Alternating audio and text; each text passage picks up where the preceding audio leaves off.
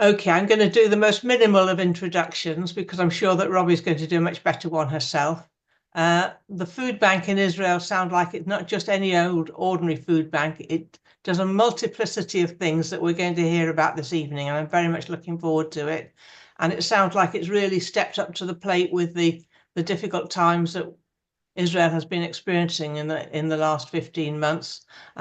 Lovely that somebody has said, Noreen said, that Leket is her favourite charity here in Israel where she lives. So that must be saying something because I know there's a fair number of charities around there. We So haven't paid her to say no, that.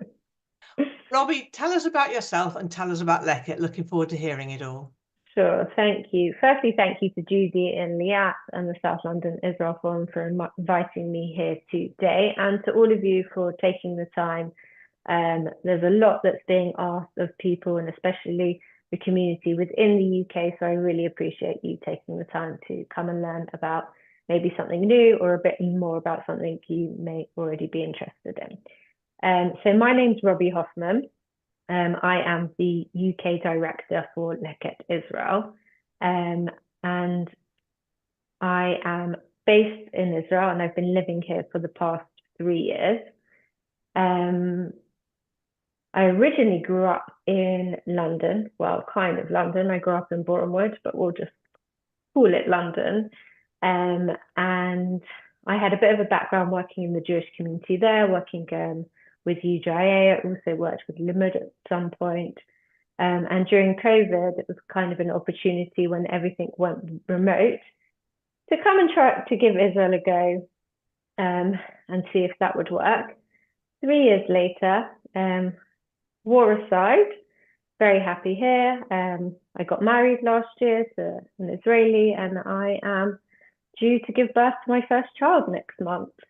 So all nice things as well as challenging things that are going on for me at the moment.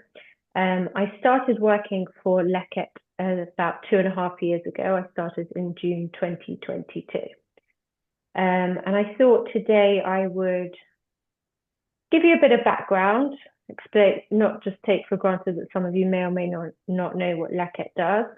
And then I'd kind of like to give you an update on what's been happening on the ground since the 7th of October, what the challenges have been, what we've kind of been doing to overcome them, and kind of where we're at now. So Leket Israel, as Judy mentioned, is Israel's national food bank, and we are the leading food waste and rescue organization. And we actually started 21 years ago. And it's actually a very nice story. We started by a guy called Joseph Gittler, who was a New Yorker originally, and he was a qualified lawyer. And he moved to Israel and made Aliyah with his young family about 25 years ago. And he arrived, and there were two things that stood out to him.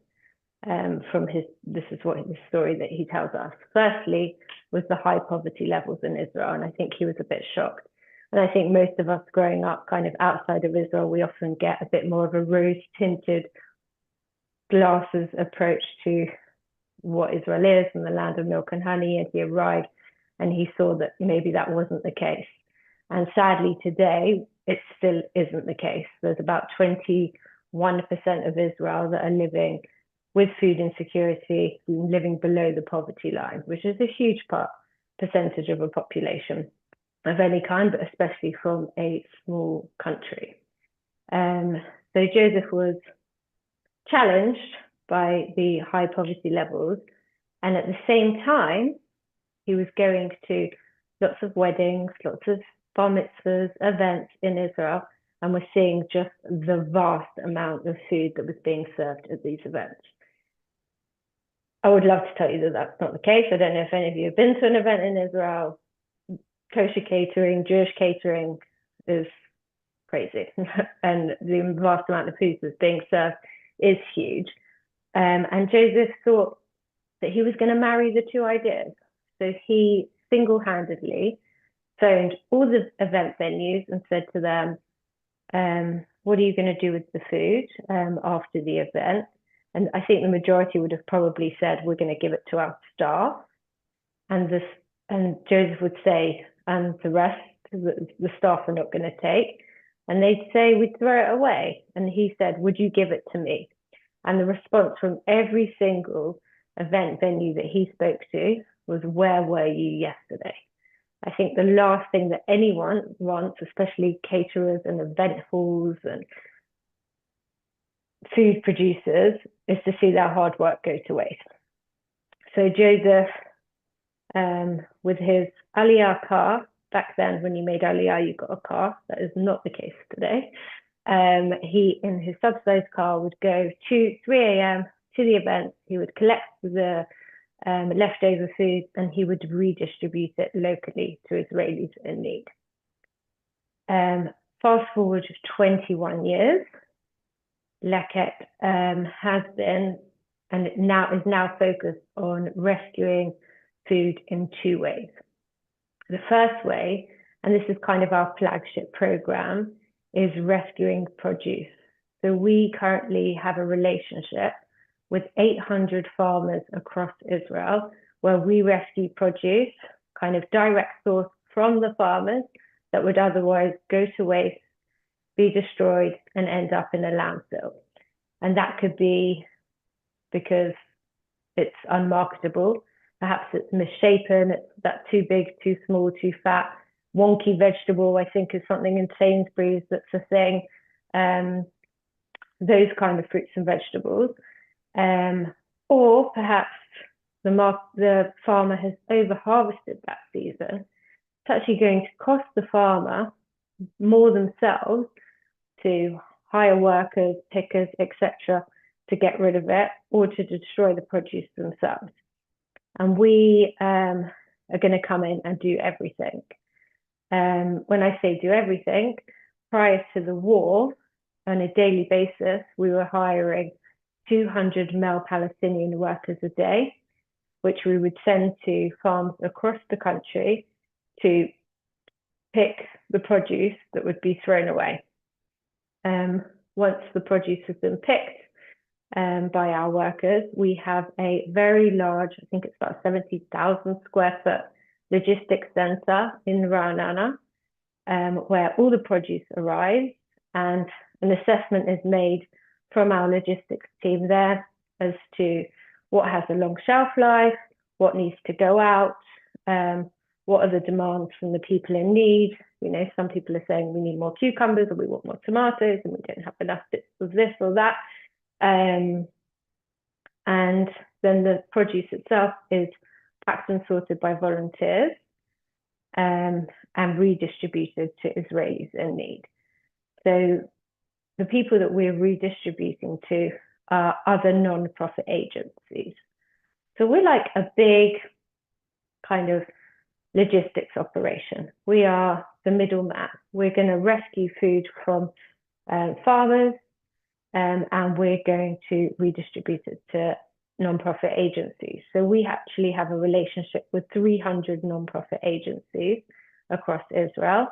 That could be places like food kitchens, local food banks, drug rehabilitation centres, women's shelters, after-school clubs, also large chunk schools.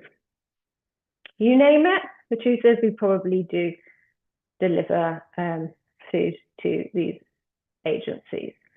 And then the non-profit agencies distribute it within their local setup or to people in need. We also have a bit of an environmental mission. We also have a nutrition mission, and we have a zero waste policy ourselves. And then we can't often control what produce we're going to receive. So I'll give you a couple of examples. At the start of the Russia-Ukraine war, even though Israel were not on board with the sanctions, some of our farmers were unable to export carrots to Russia.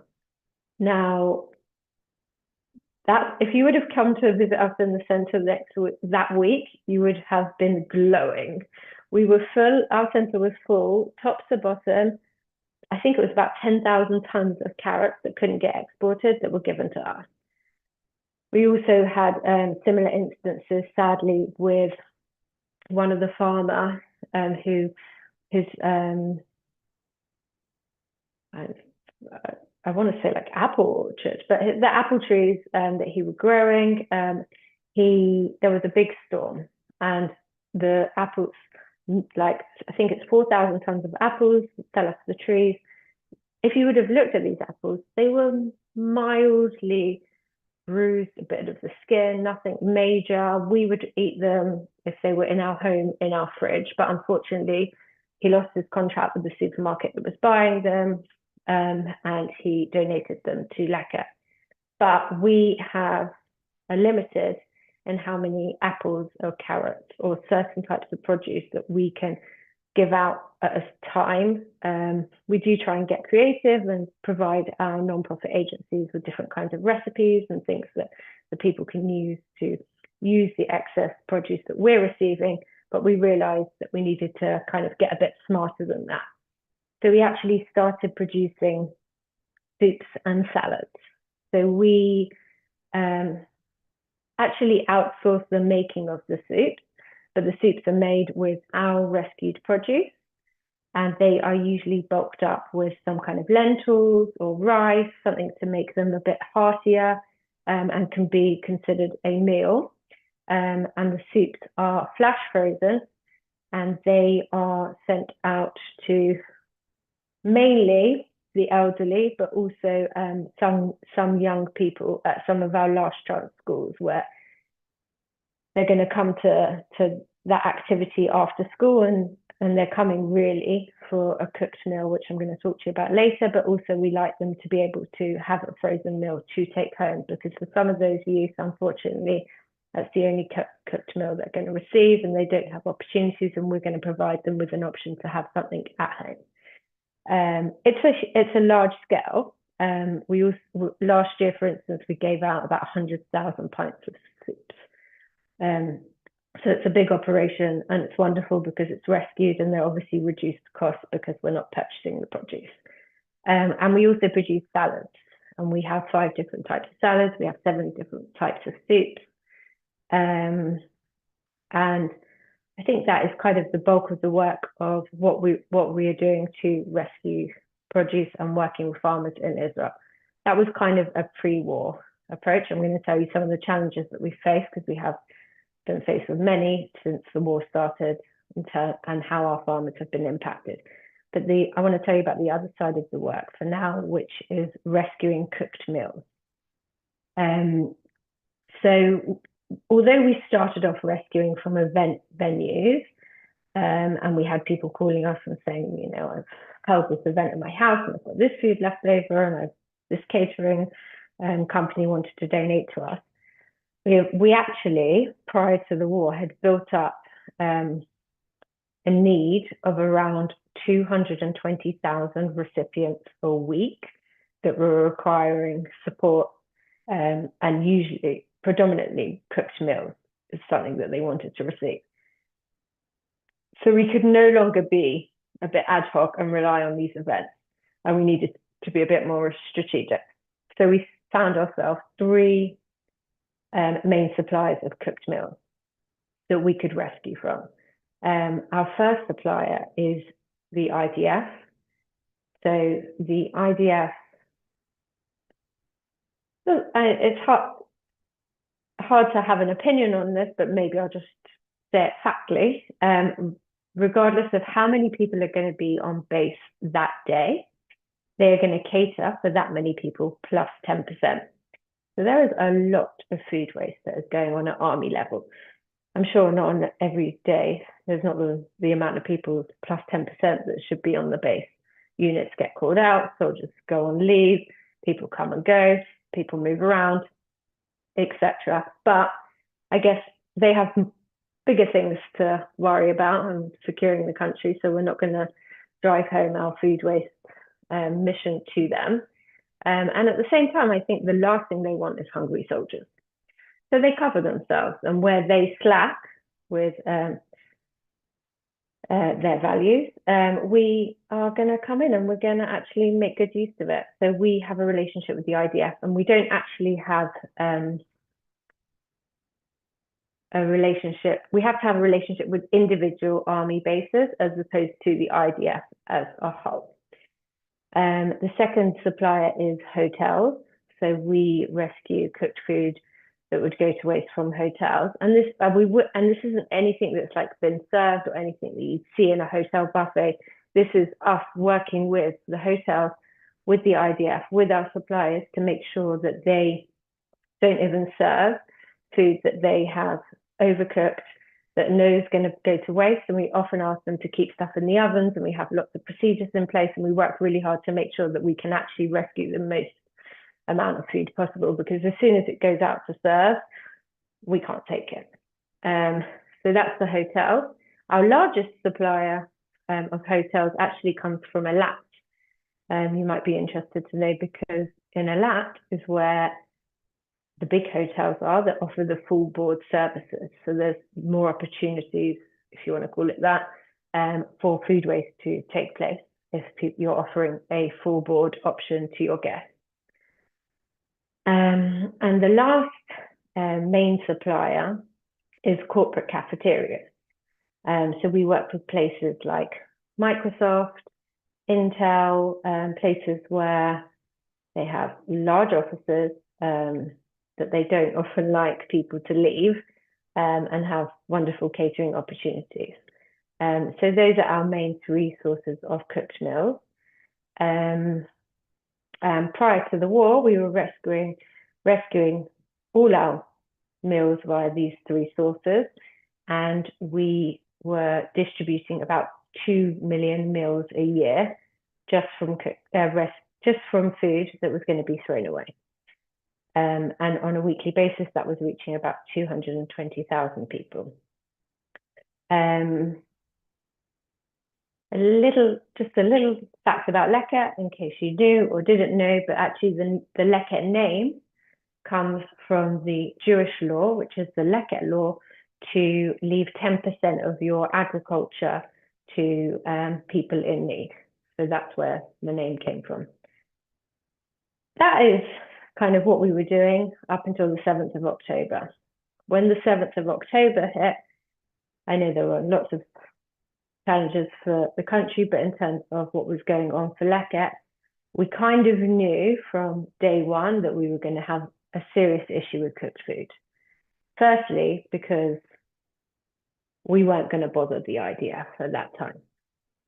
They were mobilizing thousands of reservists, and it was not a time for us to talk about, can we come in and rescue your meals? We also, to be honest, at the time we thought, well, that's it, no tourists are going to come, the hotels are not going to be functioning, and we're not going to have an opportunity to rescue meals from hotels. What actually happened was the hotels were busier than ever because they were housing evacuees. But it was not, and those are people who were living on the southern border, on the Gaza border, and were being evacuated from kibbutzim, moshavim, from some of the large towns that are along that border. And they went to Elat, they also went to places around the Dead Sea, and those are our main supplies for cooked meals. And the corporate cafeterias, the corporations itself lost about half of their workforce, and the other half were working from home. So when I say they lost half, that was the majority of the percentage that were working at corporations were actually called up to the army. Let's say October 8th, 9th, 10th, a lot of their workforce were called up, and they were not operating at full capacity. And then the other half of their workforce were working from home, and it was a time where people were not going out and about to work. We were all kind of at home, and some people were instantly made single parents with children and schools closed. So the corporate cafeterias were no longer going to be an option for us. So we had a bit of an unprecedented time where we had to make the decision that even though it felt like it was against all our values of rescuing and contributing to combating food waste, we know that we have almost 250,000 Israelis who are going to rely on us. Plus, we know there's about to be an increased need of people from everything that's going on in the country at the moment. So we decided for the first time ever that we were going to purchase meals. And actually, while we were purchasing meals, we used some of our suppliers, some of the cafeterias that would have maybe gone out of business and not functioning in order to produce those meals. And we had a few main kind of emergency relief programs to support people. So we had, even though a lot of the South were evacuated, there were also a lot of people in the South who stayed. And the army, the home front, the home guard set a parameter of, let's say you were 5 kilometers away from Gaza, and if you were in that 5 kilometers, you were offered the opportunity to be evacuated. If you were 5.1, if you were 5.2, if you were 5.5 kilometers, you were not, you either had to self-evacuate, and then it's going to cost you a fortune. And the majority of people were not in a position to do that. So a lot of people stayed. So we did a few things for the people who were living on the southern border and living basically under siege. And we provided them with meals, we provided them with suits. We also don't usually provide dry goods, but because we have the operations and the logistics set up, we had on a daily basis anyway about 30 trucks up and down the country, and we had kind of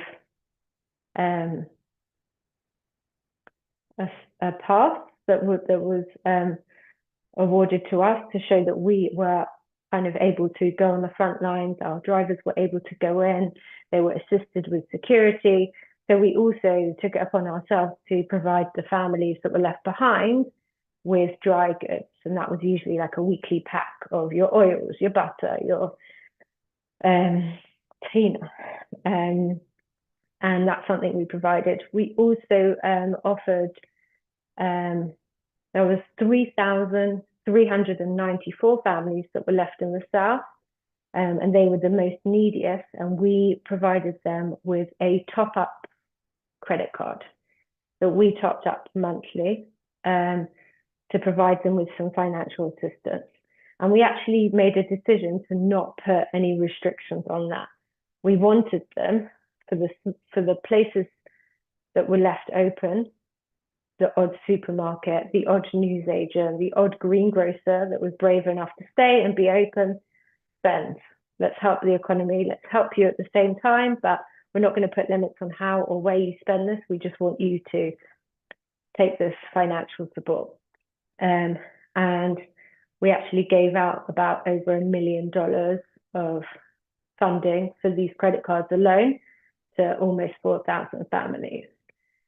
The other thing we did to support people, we a few months into the war, once the evacuees who, we'll call them evacuees, but they were at the time like very traumatized people who had just like their communities had been turned upside down and destroyed and family members lost and held hostage, etc., and were living in these kind of makeshift communities in hotels.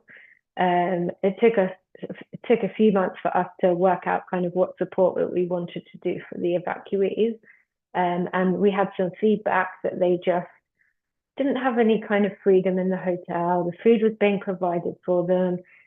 They just lost themselves a bit. So we kind of came up with an idea that we were going to provide produce pantries.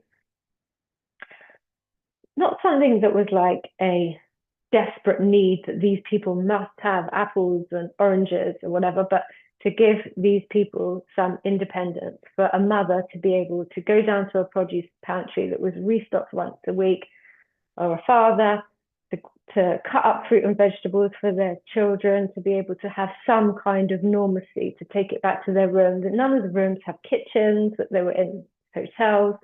So we started running produce pantries or stands for evacuees, which we're actually still doing today. And it's a very nice initiative that started. And those are kind of the main ways that we supported the people that were kind of the most hit people in need at the start of the war. We obviously 6 months later had to deal with the northern evacuees, and we ran similar programs for the northern evacuees and the hotels in the north and providing produce stands.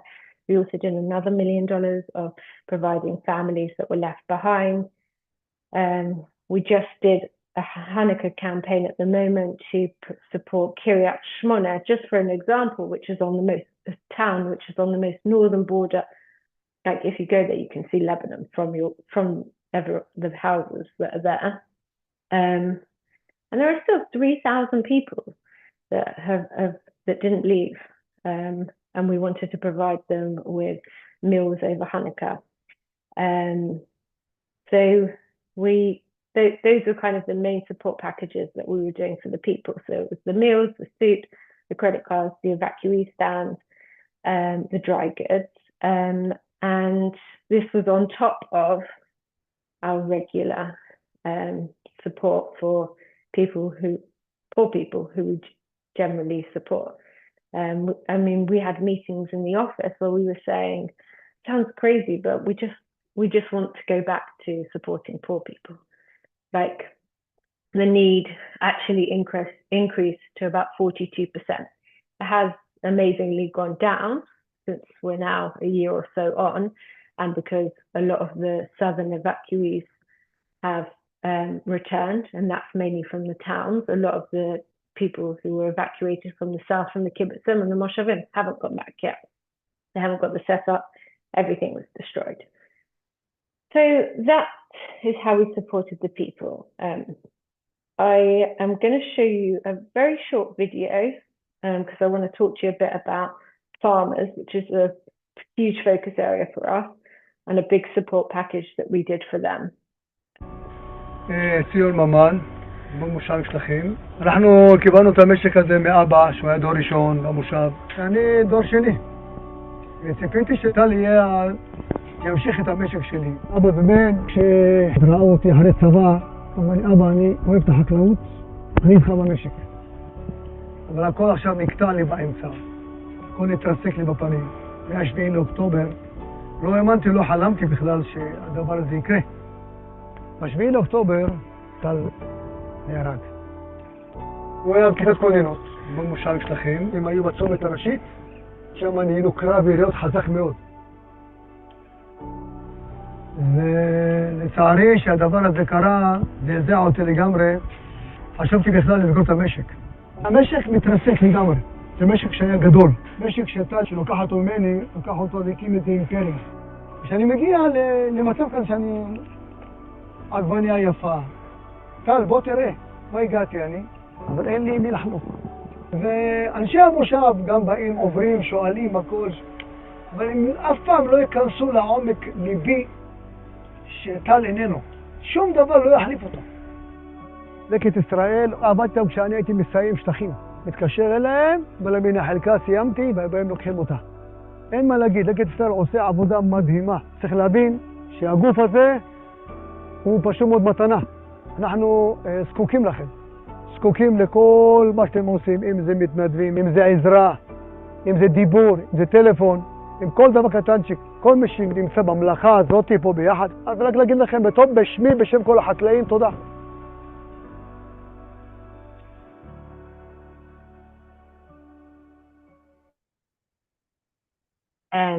I'm sorry, obviously that's kind of a very sad story that I'm sharing with you, but that is just, now my YouTube is playing in the background. Okay, but I wanted to kind of highlight Sion's story as one of many stories of which the farmers in the South experience. So a bit of background and also kind of a bit of an interesting fact. About 75% of Israel's vegetables, not fruit, are grown on the Gaza border. So when the 7th of October happened, the Hamas, although we heard about how much they destroyed people and communities, they also did an extremely good job of ruining infrastructure for the farmers. And that could be like destroying equipment, destroying their drip irrigation, fires were set, and the land was, some of it was unusable. So the farmers were caught up in the initial impact of the war from Hamas being in Israel within the first 3 days, I think it was, from the 7th of October. And also, sadly, our army had no choice but to use some of the farmers' land for security, and set up the tanks and create kind of that security measure along that border, for the majority of the first few months of the war. So the initial impact was huge for farmers in terms of kind of their livelihood and farming. And at the same time, they were unable to harvest or produce anymore because they lost their workers. So prior to the war, there was about 200,000 Palestinian workers coming in a day to Israel. And that was either from Gaza or the West Bank. Now, they weren't all doing agriculture work. A lot of them were doing construction. But as soon as the war broke out, that was not happening. It is still not happening today.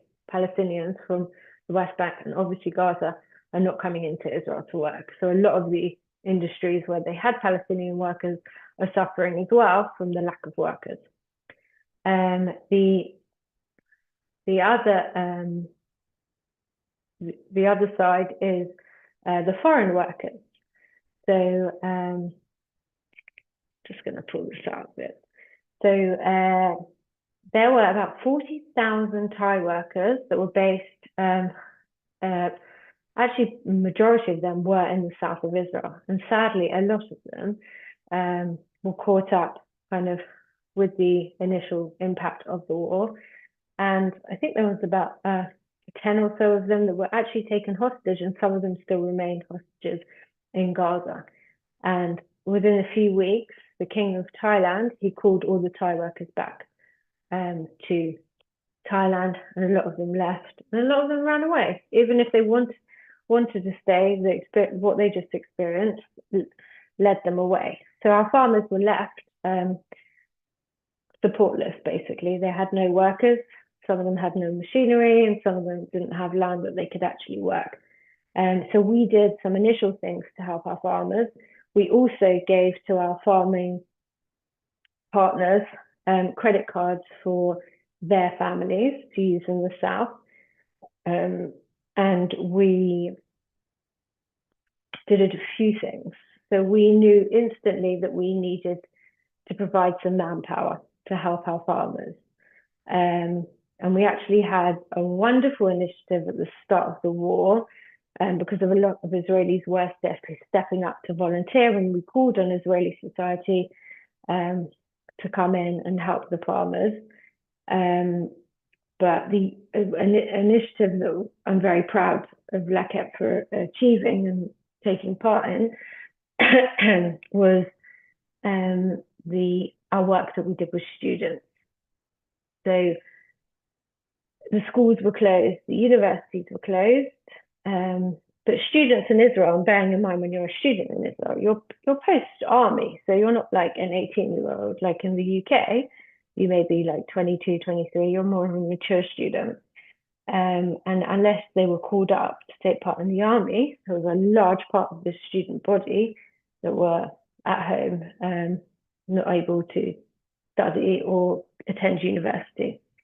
So we actually teamed up with Bank Leumi, one of the biggest banks in Israel, to provide a monthly stipend, and it was a decent amount. It was like $1,500 in exchange for 60 hours of agricultural work, which is hard work, but we were trying to make it enticing for students and to help the farmers. And we actually had 10,000 students register within the first week of us launching this program. So then we needed volunteers to help us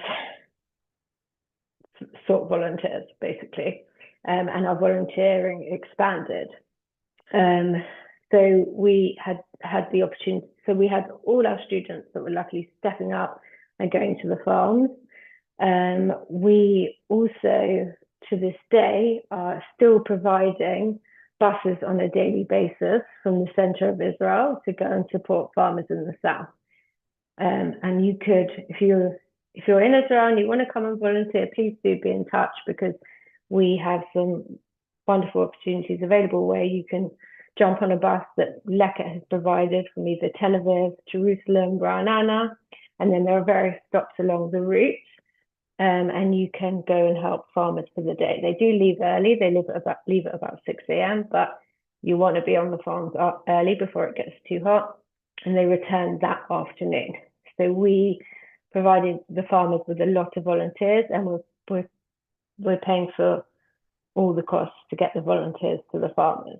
And we're very proud to say that since the war started, we have mobilized about 95,000 volunteers. And that is volunteers from Israeli society, but also a lot of overseas volunteers. We've had wonderful missions, synagogue missions, Christian community missions coming from all over the world and wanting to help. We also have volunteers in our logistics center who are helping to put together some of the dry goods packs or packing and sorting produce. Those are still opportunities that are available. We have 3 volunteering shifts a day. And I can see Noreen asking me a question about the North, and I'm going to come to that. So we have provided the farmer families with credit cards. We also have provided them with volunteers. Now, know that the volunteers are not going to replace the worker. Like, we're aware of that. The farmers are aware of that. I went to visit one of the farmers, and I said to him, like, he has to take, the volunteers change on a daily basis. So he's taking time out every single day to ask, to explain and teach the volunteers how to harvest that vegetable, or how to work on the next growing cycle. So it's not a kind of a replacement, but it's helped, and our farmers are greatly appreciative to have the help. The farmers were initially working at about 10% capacity. Now they're back to almost about 50% capacity, but a lot of them have changed their farming approach, where they make, like, Israel is blessed with like bountiful of produce.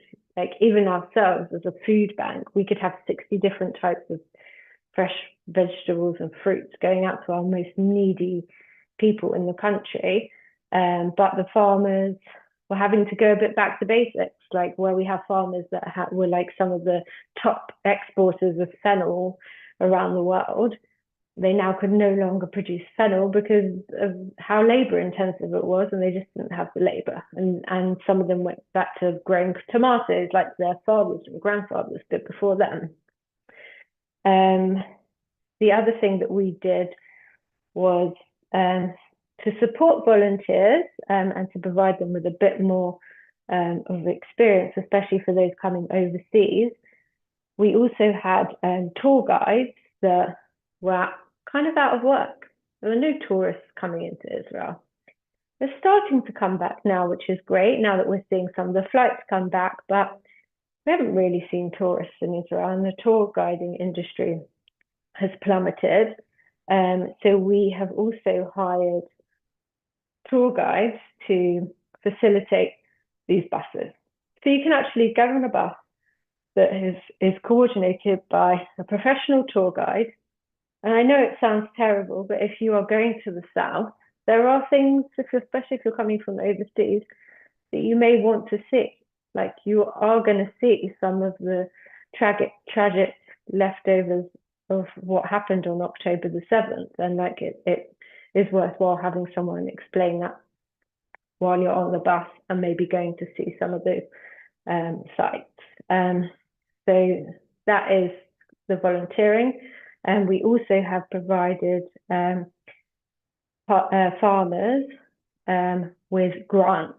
So we have organised a $4 million grant fund where farmers could apply to us for grants for equipment, or some of them, did want to hire some workers. So aside of volunteering, we worked with the government to also bring over Sri Lankan workers or Indian workers and do the best that they can to bring in foreign workers to help the farmers when they could.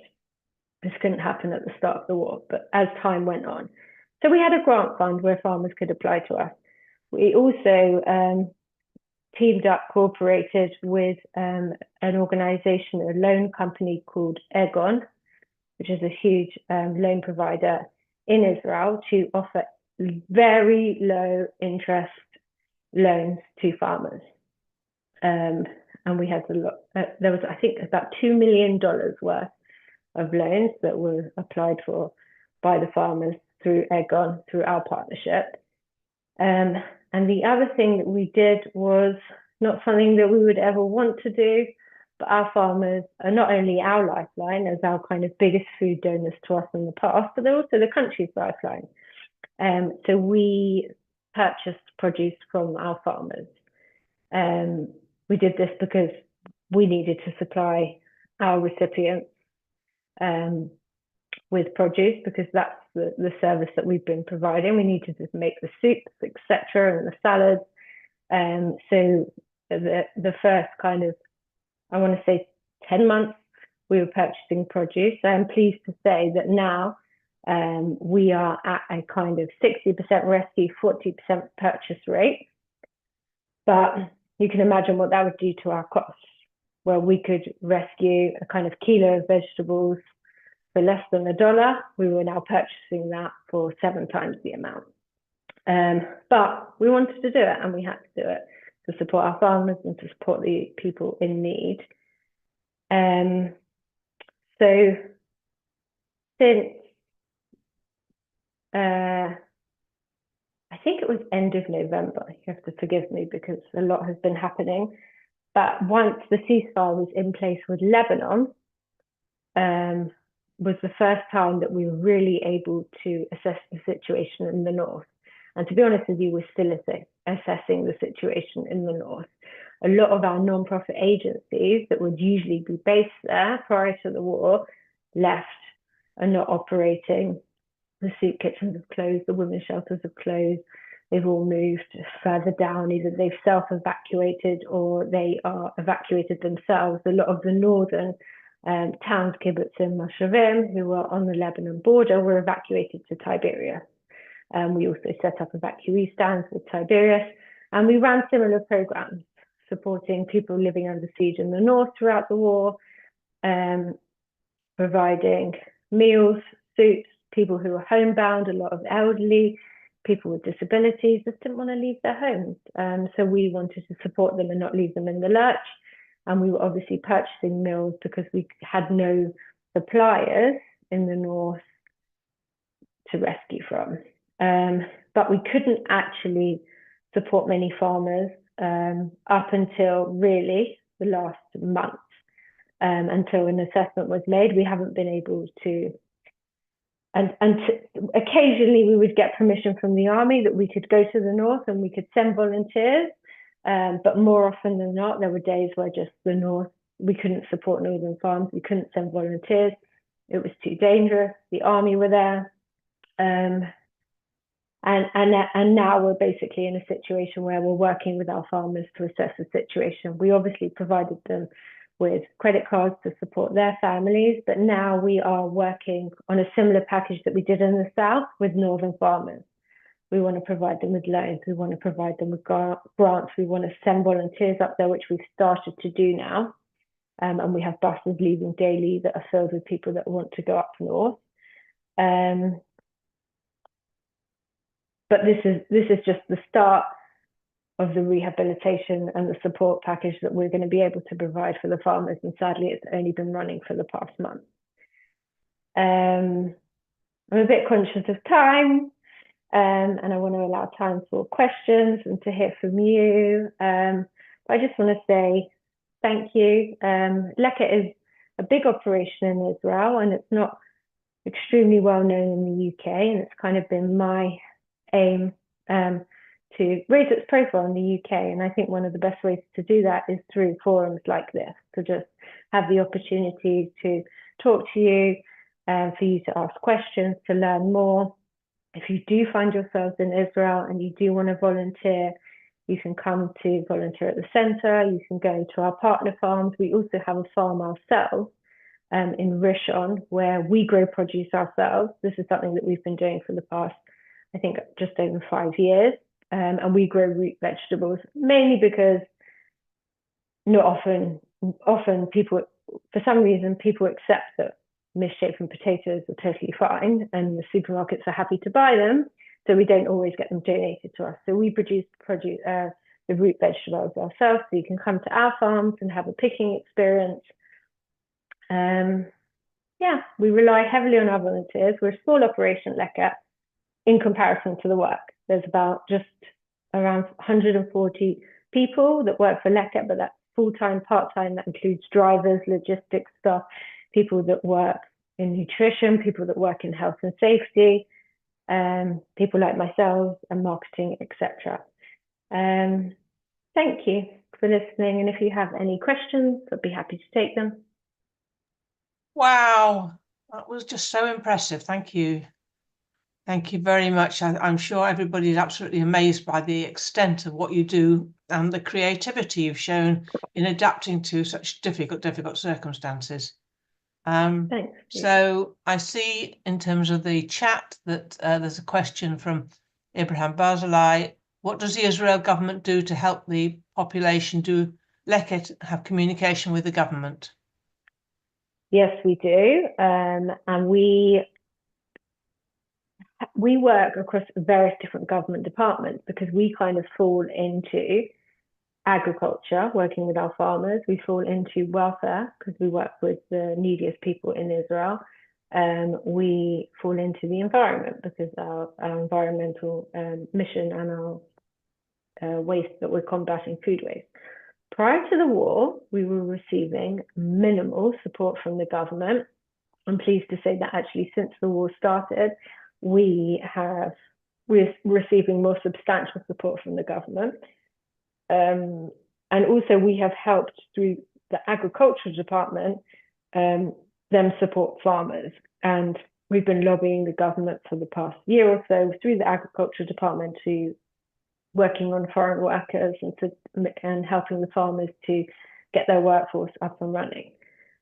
We also, just because you asked about the government, we had a very unique or great opportunity that has happened in the past month, actually. Last month, we have had an amendment to the food rescue law that has now made it a requirement for every government organization to have to donate their leftover food. So it doesn't have to be to Leket, but they have to donate it. And this is going to be huge because where we were working with individual army bases, we're now, the IDF, it will be a rule that they have to donate. So it will just be a given. Hospitals, government institutions. So we are working with the government. Obviously, the government has changed a lot over the years and we're constantly making new relationships. But on the whole, we're seeing only a progression, actually, of support and improvement, which is good. Yeah. Excellent. Can I just ask, is there any other country in the world that says that all government departments must provide food waste to food waste organisations? I don't know, but I'm going to find out. We actually sit on a organisation which was a United Nations initiative, but it's now kind of branched off on its own. It's called the Global Food Banking Network, and we're Israel's representative. So I'm going to ask them what their policies are and whether or not they've very interesting to know. We've also had a question. There used to be a problem with Misreda Briut, with the health ministry, about food from large factories, for example, being donated places because of possible problems with health issues. Is this now been overturned? Yeah, it was actually overturned. Yeah, it applies then to hotels and factories like Iskar and places like that with large places. They can now donate the leftover food. Yes, so Yeah. part one actually of the initial law, sorry that I can't think of the right terminology, but of the initial law that was created in 2017 around food waste in Israel, actually took the liability away from suppliers who were donating to people in need. Yeah. Which was a huge part of our profession, because it took, people were no longer afraid to donate food and worried about food poisoning, etc. The onus is on us to put those measures all in place, but we're more than happy to do that in order to rescue from more places. And many, many years ago, well, I guess it must be about 20 years ago, I actually went out. I used to own fields or have fields at Nahalal, and which were Leket fields, and I remember going there to volunteer and to pick vegetables and everything. These days, I'm afraid my volunteerism is in donations, but I still say that Leket is one of my really favorite charities that I donate to regularly every year. I mean, lately, of course, there've been others, but Leket is wonderful. To anybody that's been watching you and has heard about it, it really is a fantastic organization. Thanks, Maureen. And one of the reasons I'm so proud to work for it is, forget the war, prior to the war, it just makes sense. Like, let's just take what's going to go to waste, the resources that we can use. It's going to save the economy money. It's going to save us from with our environmental values. I think we worked it out. It was kind of saving the Israeli economy something like $1 billion. By just rescuing food and redistributing it to people in need. It's smart, it makes sense. It's a model that I would love us to be able to use as a force for good to kind of promote Israel on the wider kind of global platform. But baby steps. Can I ask you where your income comes from? How much from the government? How much from Israel? How much from donors abroad? Sure. So I think it's almost about 10% of our income comes from the government. Just so you know, we have a huge budget. This year we've set for 2025 a budget of about $39 million. So it's a huge operation.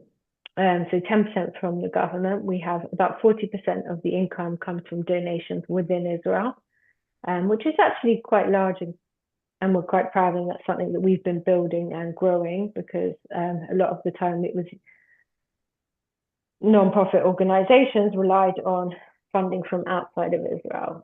But as we've seen Israeli economy do better, like Israelis within society are also stepping up. We also have good relationships with corporations in Israel who will make donations to us, but also maybe come and give back time and do give back days.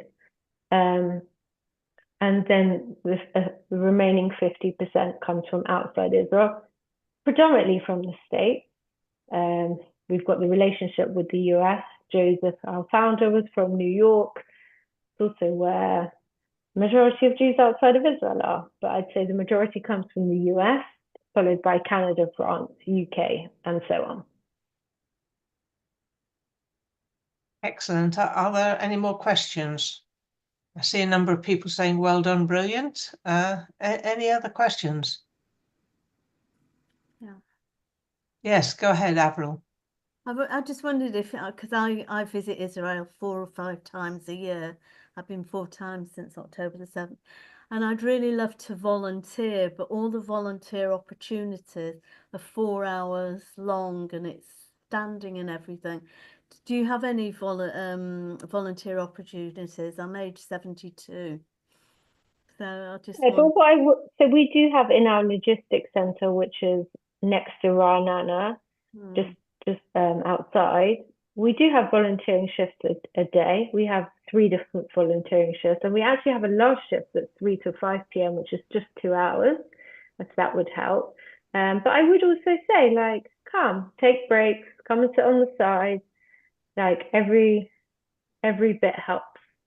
And you'll see when you're there, like when you're packing and sorting vegetables at the end of every shift, we like to share, like, to give people an idea, like you packed and sorted 11,000 kilos of potatoes, and that's going to go to almost 6,000 people in need. Like, you can make such a difference in even an hour's work. So be in touch. I'm actually going to pop in the chat now our website details. I think it's a good point that Avril makes, because certainly the audience you have this evening, we're on the older end. So if we were going to help, we probably can't stand for long and can't volunteer for too long, but nonetheless want to make a contribution. So if there are easier physical things we can do, then that would be worth knowing about.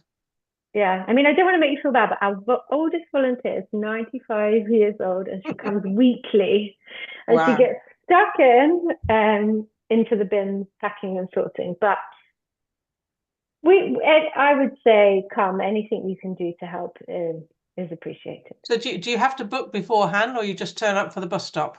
Yeah, no, we have a registration through. If I'm going to put the website link on the chat, if you then search it, you can either choose a volunteering option on our site and register and sign up through that. And we have a team of people that work with volunteers, because we obviously, like, we've been working with almost 100,000 volunteers, so we have a quite slick operation for placing volunteers.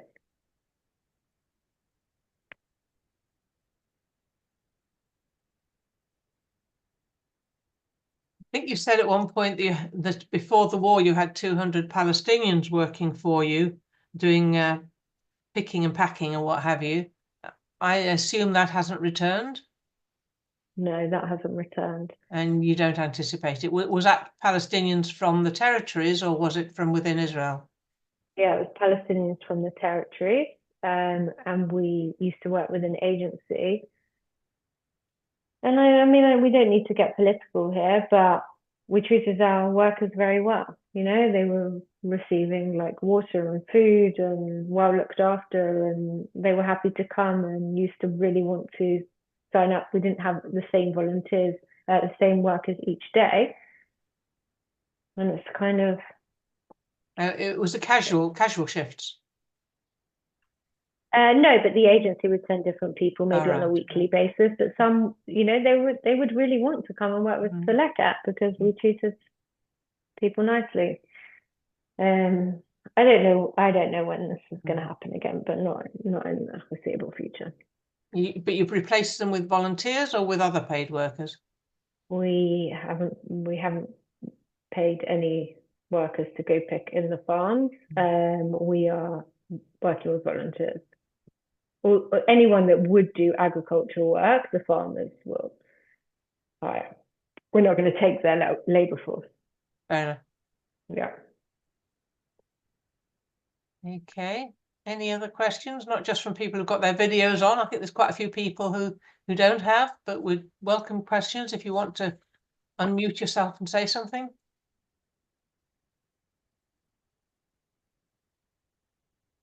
Okay, in which case I think it's time for me to say thank you so much.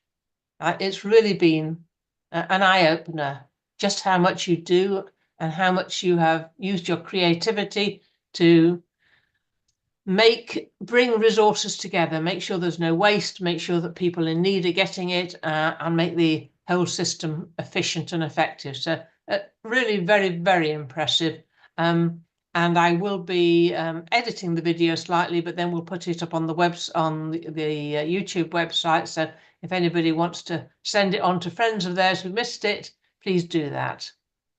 Okay, I think it's just time to say thank you so much, and good luck with the baby to come. Thank you. And also welcome to Tammy, who I believe is taking over from you in the interim. And those who haven't been back to Israel yet, I guess we're looking forward to going back, and maybe we can take part in your initiative. Thank you so much. Anybody